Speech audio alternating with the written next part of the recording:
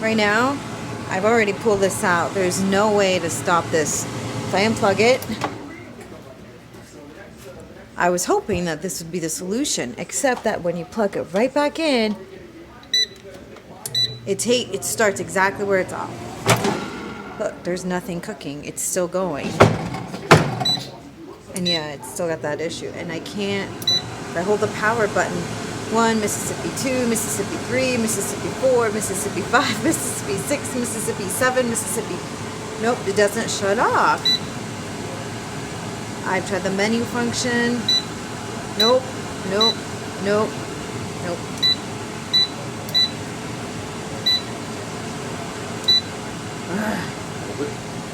No. No, because that just sets it. But I don't... Okay, so let me go down to...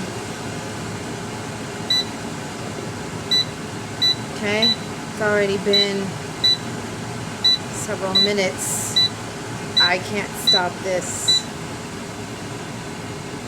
This is actually the first... Well, actually I used lemons and it went through the timer. I never had to pull it out. It's not even stopping after a minute.